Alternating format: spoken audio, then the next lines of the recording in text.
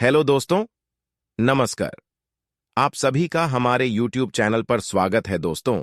अगर आप पहली बार चैनल पर आए हो तो चैनल को सब्सक्राइब और वीडियो को लाइक कर दें ताकि हमारा उत्साह बढ़ता रहे और हम आपके लिए और ज्यादा तगड़ी तगड़ी वीडियो लेके आ सकें।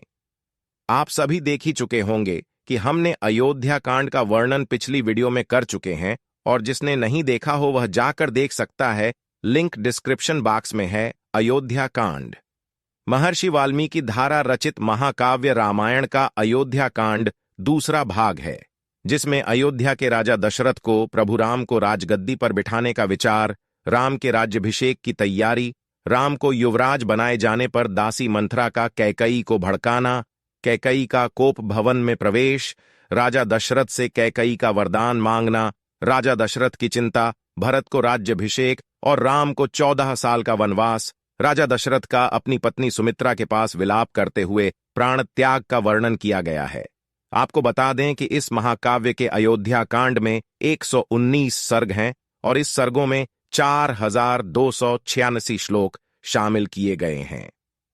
इस कांड का पाठ पुत्र जन्म, विवाह और गुरु दर्शन के लिए किया जाना चाहिए।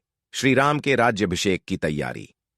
वहीं अब राजा दशरथ बुजुर्ग हो चले थे, इसके साथ ही उन्हें अपने बड़े पुत्र राम की अलौकिक प्रतिभा का अंदाजा हो गया था, इसलिए वह राम को अयोध्या के सिंहासन पर बिठाना चाहते थे। वहीं दूसरी तरफ अयोध्या नगरी की पूरी प्रजा भी श्री राम द्वारा किए कामों से बेहद प्रसन्न थी, क्योंकि श्री राम बेहद परोपकारी और उदार हृदय के थे और प्रजा चाहती थी प्रभु राम अयोध्या नगरी के राज सिंहासन पर बैठे। इसके लिए राजा दशरथ ने अपने सभी मंत्रियों को भी राम के राज्याभिषेक की तैयारी के आदेश दे दिए थे, जिसके बाद राम के राज्याभिषेक की तैयारियां जोरों से शुरू हो गई थीं। दासी मंथरा द्वारा माता कैकई को भड़काना। वहीं जब राजा दशरथ ने राम को अयोध्या का उत्तराधिकारी बनाने का फैसला लिया तो पहले रानी कैकई इस बात से खुश थी, लेकिन कैकई की दासी मंथरा को यह बिल्कुल पसंद नहीं आया। उसने रानी कैकई को इस बात पर खुश देखकर नाराजगी जताई और फिर रानी कैकई को भड़काना शुरू कर दिया और फिर मंथरा ने रानी कैकई की बुद्धि फेर दी। मंथरा ने रानी कैकई से उनके पुत्र भरत को उत्तराधिकारी बनाने के लिए कहा और सलाह दी कि रानी कैकई को इसके लिए क्या करना चाहिए। तब दासी मंथरा ने राजा दशरथ द्वारा दिए गए 2 वचनों के बारे में कहा। इसके बाद कैकई अपनी दासी की सलाह पर कोप भवन चली गईं। रानी कैकई का कोप भवन जाना। मंथरा के कहने पर रानी कैकई कोप भवन में जाकर रहने लगी और उन्होंने अन्न जल सबका त्याग कर दिया।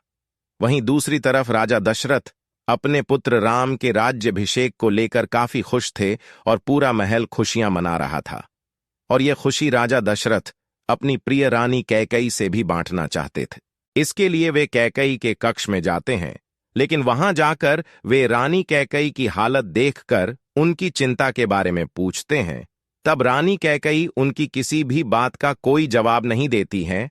तब राजा दशरथ उन्हें अपने राम के राज्याभिषेक करने के फैसले के बारे में बताते हैं, जिसके बाद रानी कैकई मंथरा के बहकावे में आकर राजा दशरथ से 2 वचन मांगती हैं, जो कि राजा दशरथ ने कई साल पहले उनकी जान बचाने के लिए कैकई से मांगने के लिए कहा था। रानी कैकई राजा दशरथ से अपने पहले वचन के रूप में राम को 14 साल का वनवास और दूसरे वचन के रूप में अपने पुत्र भरत को अयोध्या के राज सिंहासन पर बिठाने के लिए कहती हैं। कैकई के इन दोनों वचनों को सुना राजा दशरथ चौंक गए और फिर कैकई को समझाते हुए इन दोनों वचनों पर दोबारा से विचार करने और इन वचनों को वापस लेने के लिए बोले, लेकिन कैकई अपनी बात पर अटल रहीं। श्री राम को 14 वर्ष का वनवास। रानी कैकई के दोनों वचनों को सुनकर राजा दशरथ बेहद आहत हुए थे और वे रानी कैकई के दोनों वचनों को मानने से मना कर देते हैं। लेकिन रानी कैकई कहती हैं कि यह रघुकुल की रीति है कि प्राण जाए पर वचन नहीं जाए और आप अपने वचनों से पीछे नहीं हट सकते। इस तरह राजा दशरथ को रानी कैकई के वचनों का न चाहते हुए भी मानना पड़ता है। इसके बाद उन्होंने भरत को राजगद्दी सौंप दी और प्रभु राम को 14 साल के लिए वनवास जाने के लिए कहा। वहीं भगवान राम तो मर्यादा पुरुषोत्तम थे, इसलिए वे रघुकुल की रीति की रक्षा के लिए और अपने माता पिता की आज्ञा का पालन करने के लिए वनवास जाने को तैयार हो जाते हैं।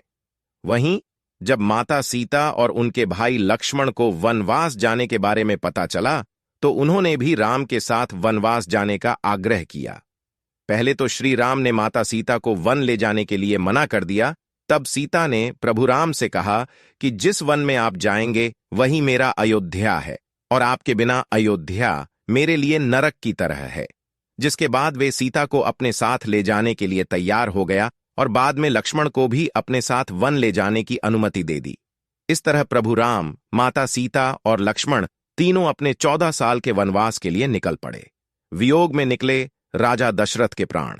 राजा दशरथ का राम से अत्यधिक लगाव था और उनका बिछड़ना मन ही मन उन्हें परेशान कर रहा था।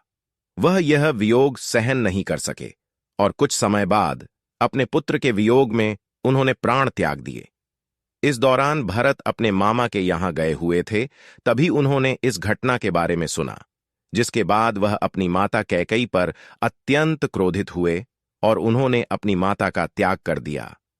भरत अपने माता के किए पर बेहद दुखी हुए और उन्होंने अयोध्या की राजगद्दी पर बैठने से मना कर दिया और वह अपने भाई राम को अयोध्या लाने के लिए उन्हें वन में ढूंढने के लिए चले गए। और फिर वन में जाकर वे अपने प्रिय भाई राम, लक्ष्मण और सीता से मिले और उनसे अयोध्या लौटने का आग्रह किया। लेकिन तब राम ने अपने पिता के वचनों का पालन करते हुए अयोध्या वापस लौटने से मना कर दिया। जिसके बाद भरत भगवान राम की चरण पादुका अपने साथ लेकर अयोध्या वापस लौट आए और उन्होंने राम की चरण पादुका को अयोध्या के राज सिंहासन पर रख दिया। और भरत अपने राज दरबारियों से बोले, जब तक भगवान वनवास से नहीं लौटते और तब तक उनकी चरण पादुका अयोध्या के राज सिंहासन पर रखी रहेंगी और वे उनके दास बनकर अयोध्या का कार्यभार संभालेंगे। इस महाकाव्य के अयोध्या कांड में बाद में रानी कैकेयी को भी अपनी गलती पर पश्चाताप हुआ, लेकिन जब तक बहुत देर हो चुकी थी। दोस्तों, और ज्यादा कुछ न कहकर मैं यही कहना चाहता हूं कि कृपया लाइक कर दें और सब्सक्राइब करना ना भूलें। इसी के साथ ही हमें जाने की अनुमति दीजिए। फिर मिलते हैं एक नए वीडियो के साथ।